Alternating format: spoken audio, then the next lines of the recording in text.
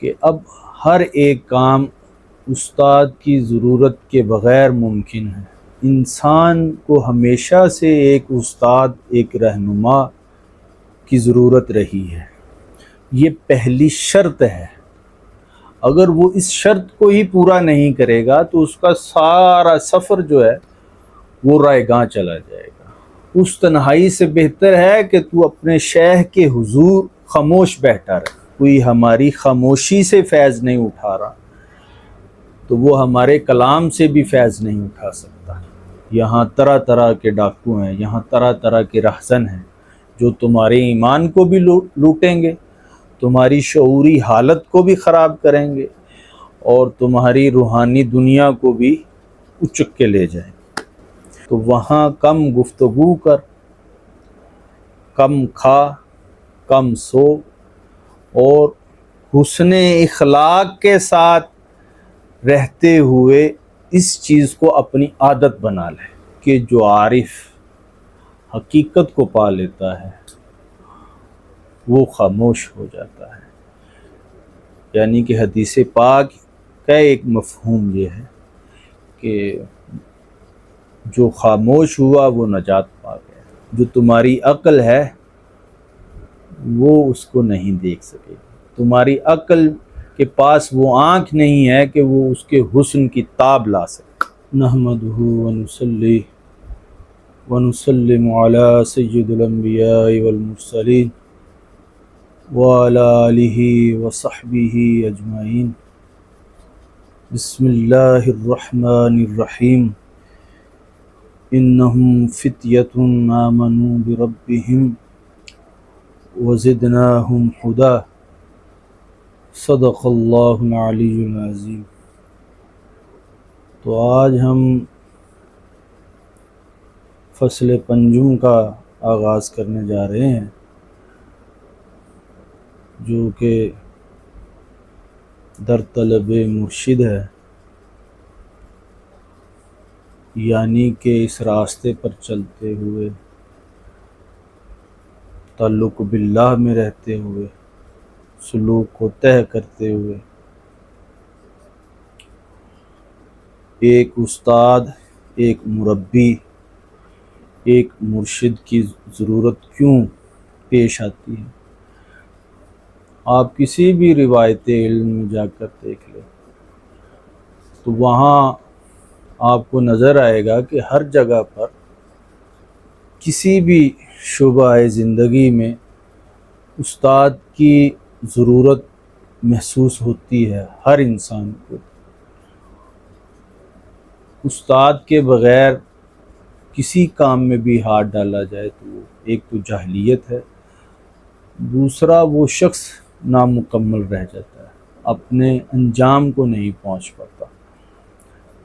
تو اس چیز کو جاننا اور سمجھنا بہت ضروری ہے۔ آج کا انسان ایک کوشش میں لگا ہوا ہے اور وہ اسی ماحول میں رہتے ہوئے وہ چیز اس میں پیدا ہوئی ہے کہ اب ہر ایک کام استاد کی ضرورت کے بغیر ممکن ہے، جو کہ وہ کسی حد تک اس میں کامیاب بھی ہو چکے ہیں اس کو ثابت کرنے میں۔ لیکن انسان کو ہمیشہ سے ایک استاد، ایک رہنما کی ضرورت رہی ہے، جس کے زیر سایہ رہتے ہوئے، جس کے سامنے زانو تلمذ اختیار کرتے ہوئے اس علم کو حاصل کرنا بہت ضروری ہے۔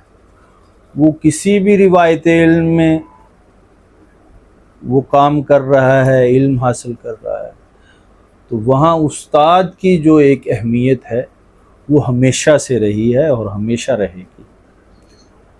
وہ چاہے اس کی صورتیں بدلتی رہیں گی آگے آنے والے زمانے میں، لیکن وہ استاد کی کمی کو پورا کرنا کسی حد تک ممکن نہیں ہوگا۔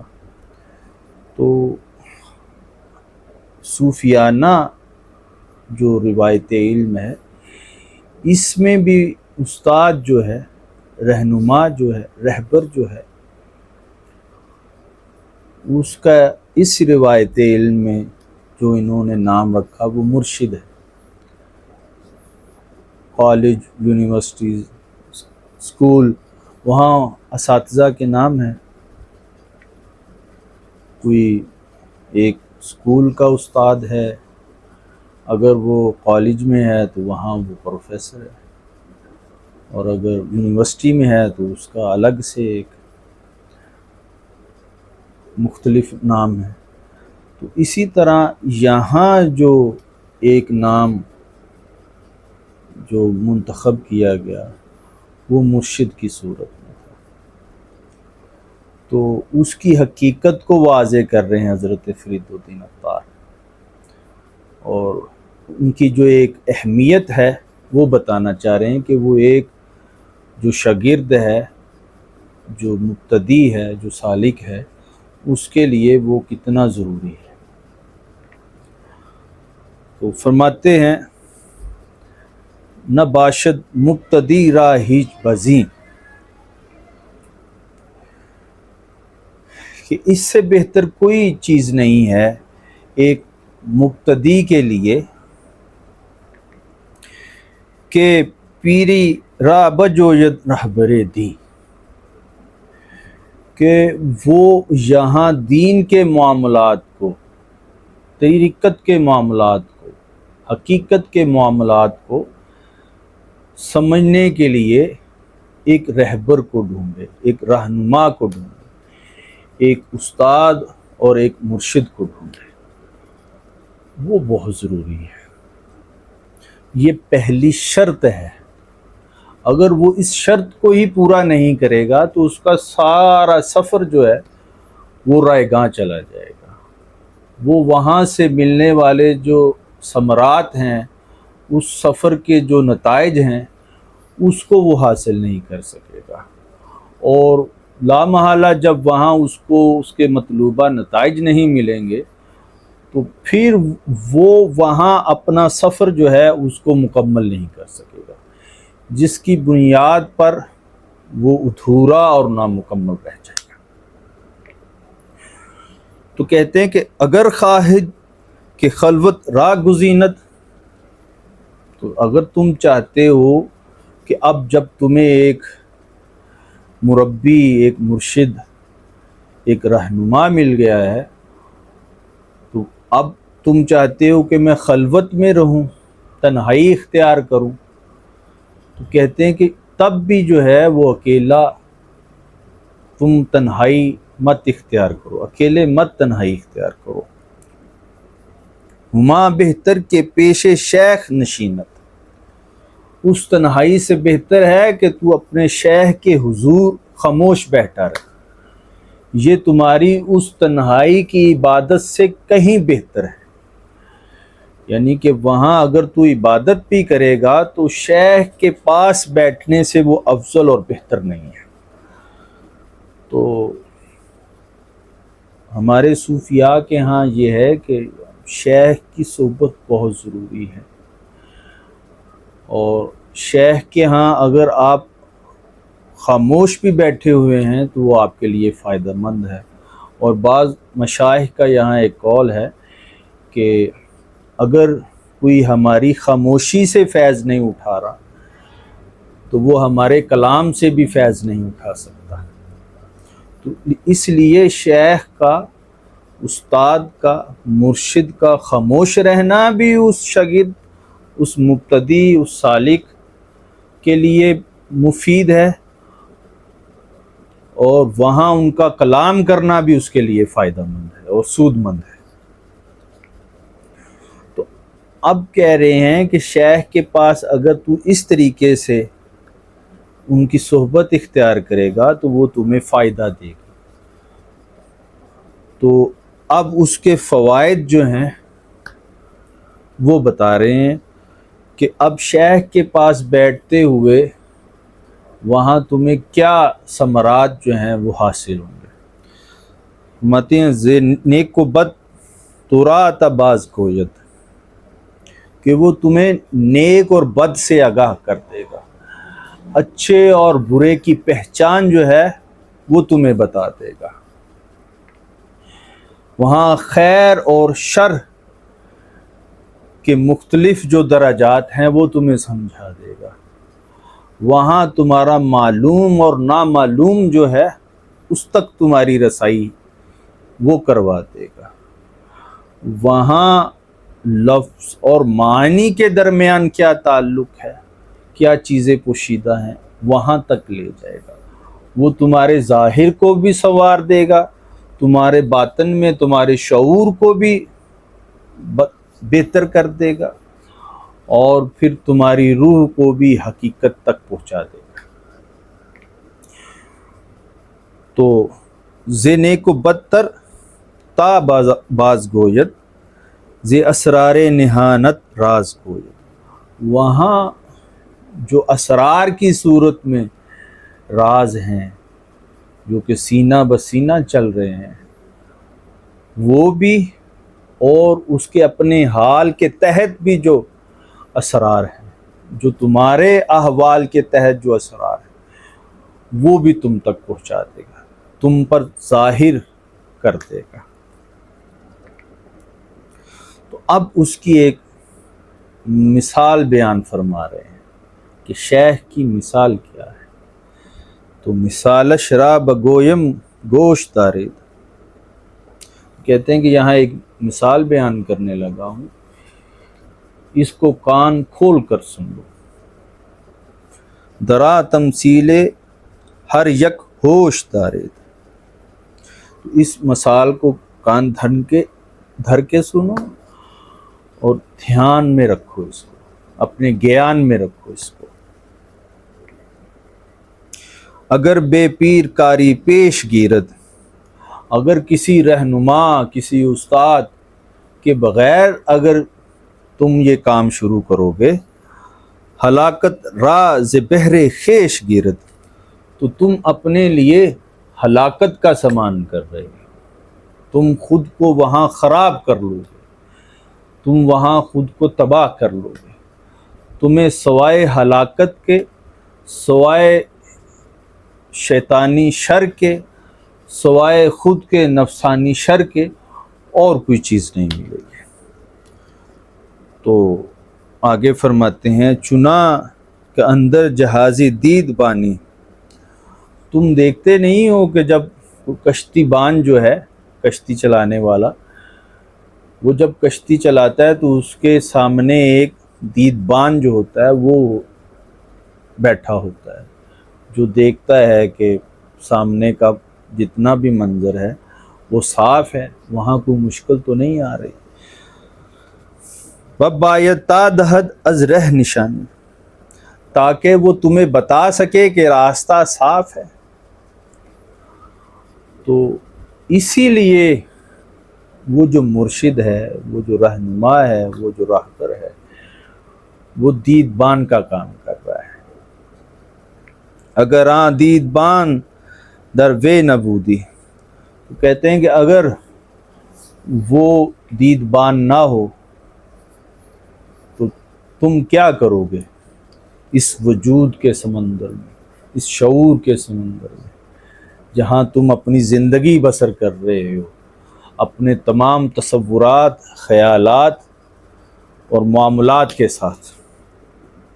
بجز غرکش نبودی ہیچ سودی، تو وہاں سوائے تمہارے جہاز کے ڈوبنے کے، جہاز بمانی تمہارے وجود کے ڈوبنے کے، اور کوئی چیز بھی تمہارے ہاتھ نہیں آئے گی، وہاں سوائے غرق ہونے کے تمہارے پاس کوئی حل نہیں ہوگا۔ تو آگے فرماتے ہیں، خطر در راہ دین بسیار باشد، وہ فرماتے ہیں کہ اس دین کے راستے میں بہت سارے خطرات ہیں، تم نہیں جانتے کہ وہ خطرات کیا کیا ہیں۔ تمہیں ایک رہنما کی ضرورت ہے، ایک قافلہ سالار کی ضرورت ہے جو وہاں آگے تمہیں لے کے چلے اور تمہیں تمہاری منزل تک پہنچا دے۔ تو خطرہ در راہ دین بسیار باشد، تو اس راستے میں بہت خطرات ہیں، یہاں طرح طرح کے ڈاکو ہیں، یہاں طرح طرح کے رہزن ہیں جو تمہارے ایمان کو بھی لوٹیں گے، تمہاری شعوری حالت کو بھی خراب کریں گے، اور تمہاری روحانی دنیا کو بھی اچک کے لے جائیں گے۔ گلے خوشبوئی پر ازخار باشد، تو دیکھتے نہیں ہو جو پھول ہوتا ہے گلاب کا وہ کانٹوں سے بھرا ہوا ہوتا ہے، تو یہ راستہ بھی ایسے ہی کانٹوں سے بھرا ہوا ہے۔ تم حقیقت کے پھول تک جانے کے لیے جو تمہیں راستہ طے کرنا پڑے گا، اس کی خوشبو تک جانے کے لیے جو راستہ طے، اس کی حقیقت تک جانے کے لیے جو راستہ طے کرنا پڑے گا، وہ ان کانٹوں کے درمیان سے گزرتا ہے، وہ ان کے بیچ سے گزرتا ہے۔ تو چراغ نور باطن راہ برافروز، اب اپنے شیخ کی صحبت میں رہ کے دل کے چراغ کو روشن کر، اس کے فیض سے، اس کے نور سے، اس سے ملنے والے روحانی فیض سے خود اپنے باطن کو، اپنی روح کو روشن کر۔ اور پھر کیا ہے، بخلوت گاہ بنشیں تا شب و روز، اب جب مرشد تمہیں وہاں کہے کہ تنہائی میں بیٹھ جا، تو پھر شب و روز وہاں بیٹھا رہے اس کی اجازت کے ساتھ۔ تو اب کچھ یہاں خلوت اختیار کرتے ہوئے کچھ ضروری شرائط کا ذکر کر رہے ہیں کہ ان کو ملحوظ خاطر رکھنا بہت ضروری ہے، ان کے آداب بجا لاؤ گے تو پھر اس کے جو ثمرات ہیں، نتائج ہیں، وہ تم تک پہنچیں گے۔ تو وہ کیا ہے، بکم گفت و بکم خوردن و خفتن، بکن عادت تو با خلق بودن۔ تو وہاں کم گفتگو کر، کم کھا، کم سو، اور حسن اخلاق کے ساتھ رہتے ہوئے اس چیز کو اپنی عادت بنا لے کہ اگر تو چاہتا ہے کہ تمہیں تمہارے مرشد سے، تمہارے شیخ سے، تمہارے مربی سے تمہیں فیض ملے، تو پھر ایک تو اس کی اجازت سے خلوت کو اختیار کر، اور پھر یہ ہے کہ ان شرطوں کو اپنے سامنے رکھتے ہوئے ان کے آداب بجا لا۔ وہ کیا ہے کہ کم بول، یہ بہت ضروری ہے کم بولنا۔ صوفیاء کے ہاں کم گوئی جو ہے اس کو ہمیشہ سے ایک اہمیت دی گئی ہے کہ جو کم گو ہوتا ہے وہ حقیقت کے قریب تر ہوتا ہے۔ تو حضرت جنید بغدادی رضی اللہ تعالی عنہ کا ایک قول ہے، آپ فرماتے ہیں کہ جو عارف حقیقت کو پا لیتا ہے وہ خاموش ہو جاتا ہے۔ یعنی کہ حدیث پاک کا ایک مفہوم یہ ہے کہ جو خاموش ہوا وہ نجات پا گیا۔ اپنے شعوری تصورات کو بھی اس نے ایک سیدھے راستے پر ڈال لیا، اس کی عقل بھی راہ راست پر آ گئی، اس کا قلب جو ہے وہ حقیقت کے ساتھ جڑا رہے گا، اس کی روح جو ہے وہ ایک اطمینان اور سکون کی فضا میں رہے۔ تو کم، قلیل الکلام، قلیل الطعام، قلیل المنام، یہ ہر سلسلے کے مشائخ کے ہاں اس کو اہمیت دی گئی ہے، اور تمام مشائخ نے ان اصولوں کو اپنایا ہے اور اس پر کاربند رہے ہیں۔ تو اب آگے فرماتے ہیں کہ جب ان شرائط کو پورا کر لو گے شیخ کی صحبت میں رہتے ہوئے، تو اب کیا ہوتا ہے کہ کسی کی ذکر گویت صبح ہوتا شام، اب وہ جب خلوت گاہ میں رہتے ہوئے، تنہائی میں رہتے ہوئے،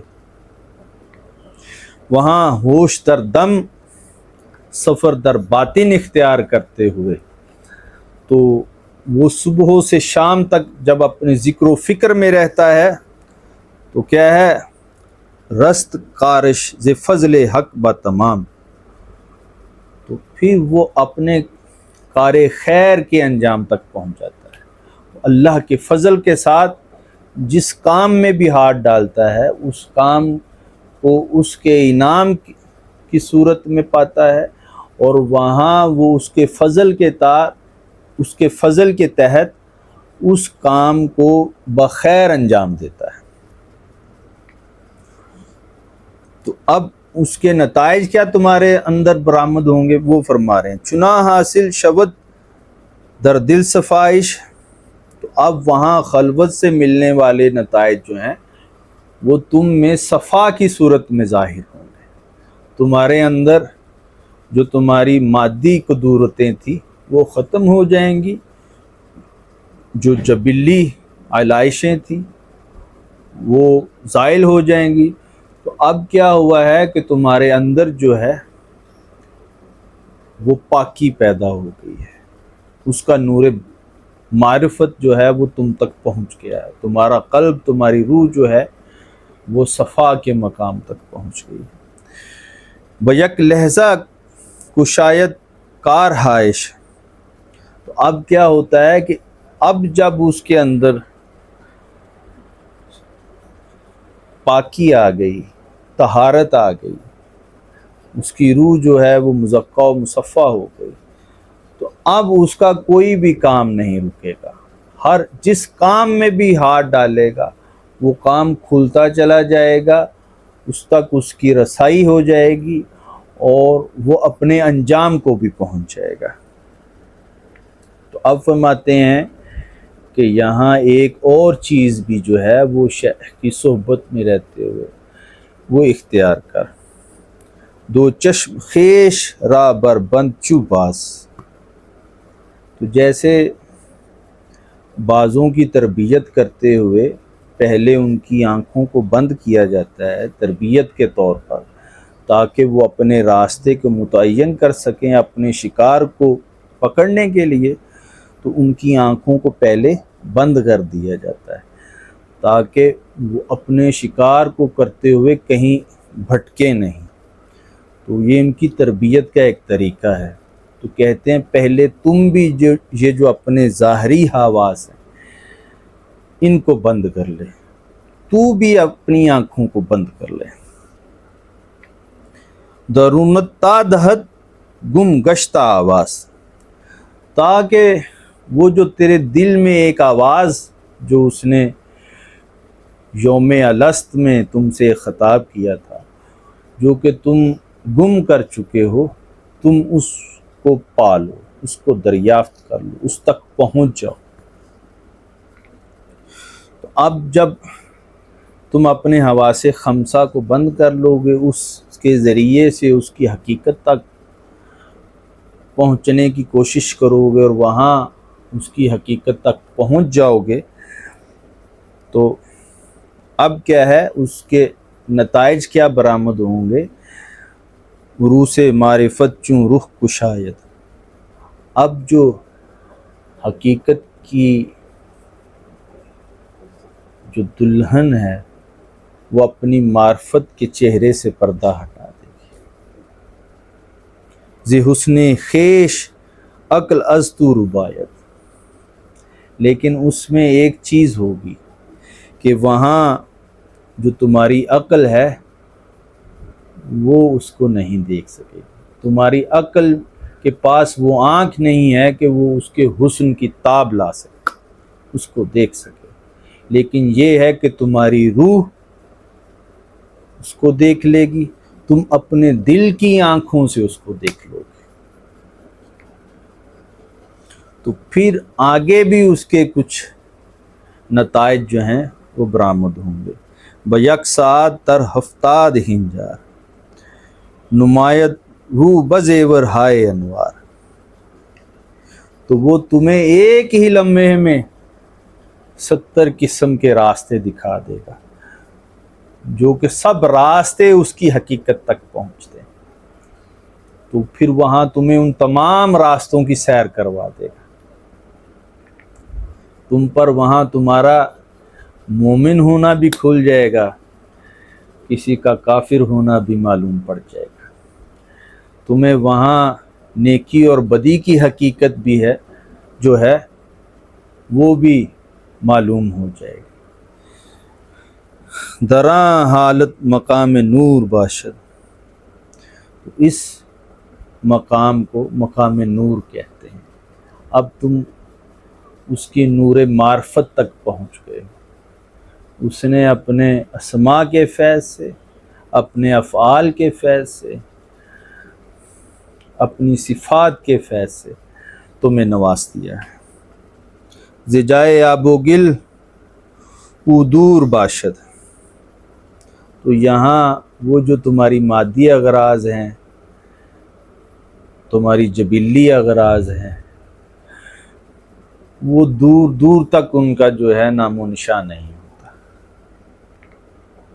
تو اب کیا کہتے ہیں، دراں خلوت بعاشق عشق بازی، زدون حق بگردت بے نیازی. تو اب تو عاشق ہے، جب اس مقام پر پہنچ گیا ہے تو اب اس خلوت گاہ میں، اب تو کیا کر، اس خلوت در انجمن میں اس سے عشق کی بازی لڑا، اور اس کا نتیجہ کیا ہوگا، وہ تمہیں اپنے غیر سے پاک کر دے گا. پھر وہاں وہ تمہیں اپنا عاشق بھی مانے گا، تمہیں اپنا محب بھی مانے گا، تم اس کے عابد بھی ہو، تم اس کے طالب بھی ہو، تم اس کے ذاکر بھی ہو. تو وہاں تمہاری جو بھی نسبتیں ہیں، وہاں تمہاری جو بھی اس کے ساتھ تعلق ہے کسی بھی نسبت کے ذریعے سے، وہ اس کی حقیقت کو پالو گے. وہ تمہیں ان تمام رستوں کے ذریعے سے، ان تمام نسبتوں کے ذریعے سے اپنی ذات کی حقیقت اور اس کا ادراک وہ تمہیں فراہم کر دے گا. تو یہ سب کچھ کہاں ہوگا؟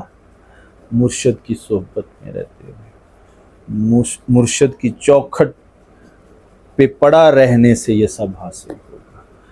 تو اللہ رب العزت سے دعا ہے کہ اللہ تعالی ہمیں ان نیکوں کی صحبت کو اختیار کرنے کی توفیق عطا فرمائے، ان کی طرف سے ملنے والے فیوز و برکات کو اپنے لیے فائدہ مند بنانے کی اور انہیں اپنانے کی اور ان پر عمل پیرا ہونے کی توفیق عطا فرمائے. وما علینا الا البلاغ المبین.